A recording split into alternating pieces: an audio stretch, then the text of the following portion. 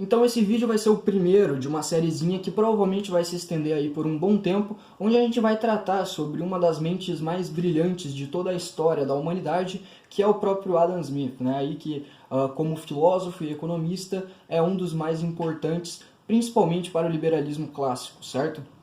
E, enfim, esse vídeo aqui ele tá saindo no YouTube e também na minha página do Instagram, certo? @BatistaMBL. Para quem quiser dar uma olhada lá, eu falo bastante sobre política, sobre questões teóricas de economia, de filosofia e etc.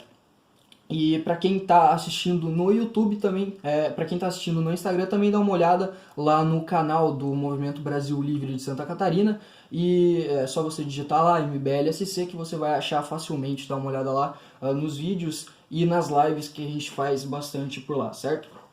Então, diretamente para o assunto, né? Essa série aqui ela vai se tratar de estabelecer os principais conceitos e teorias do Adam Smith de uma forma bem ampla e bem objetiva, videozinhos rápidos de no máximo 10 minutos, eu suponho.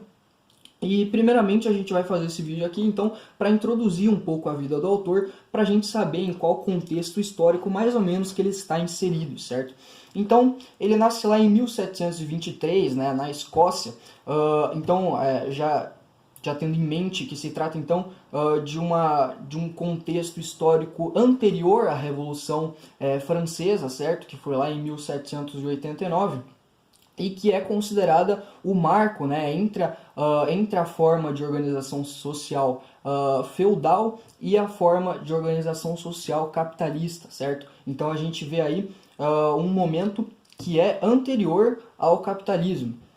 Na teoria, né, porque lá no Reino Unido, né, diante de toda a Revolução Industrial e etc., o Reino Unido ele já era em boa parte capitalista, né? Ele já estava inserido no sistema de mercado, no sistema de comércio, né? Uma sociedade de comércio.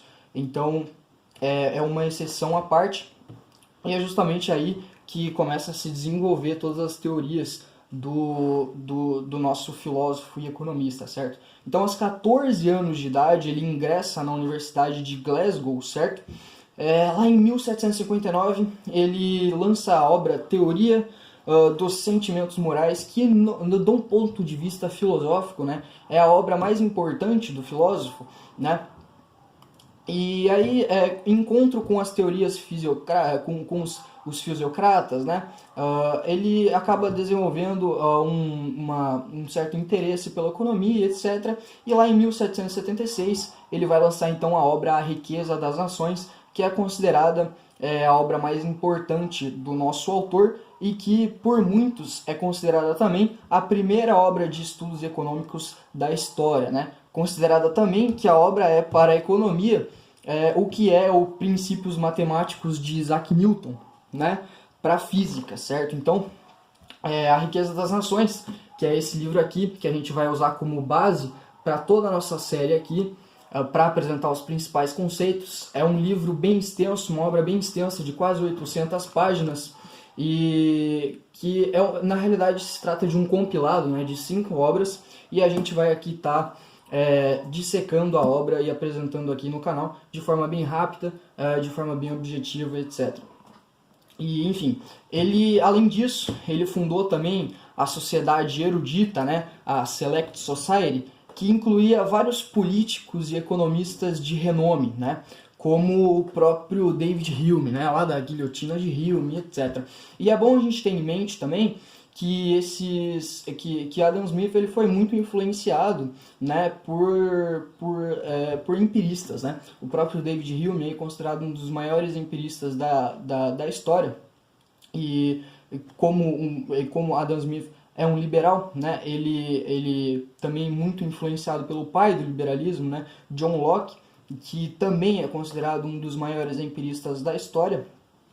E dessa forma, a obra dele, né, a Teoria dos Sentimentos Morais, ela também dá para fazer uma relação muito grande com o princípio da tábula rasa, né, de John Locke, onde o ser humano ele nasce sem questões morais e conforme a sua educação, conforme a sua convivência com determinados determinadas situações exteriores a ele, e ele vai criando ali o seu sentimento moral, ele vai criando a sua moralidade intrínseca a ele, certo? Então a gente acaba por aqui o primeiro vídeo. Como eu disse, é um vídeo unicamente para introduzir um pouquinho desse autor, desse filósofo brilhante, né, que deu aula aí de filosofia, de ética, teologia, jurisprudência, que atraía alunos de todos os lugares do mundo, da Europa, na realidade, para estudar com ele. E a gente acaba aqui o vídeo introduzindo um pouquinho a vida do autor. E no próximo vídeo a gente começa então a dissecar a obra A Riqueza das Nações, começando ali então com a divisão do trabalho, né? O primeiro capítulo da obra. Obrigado para quem assistiu até aqui e tchau, tchau.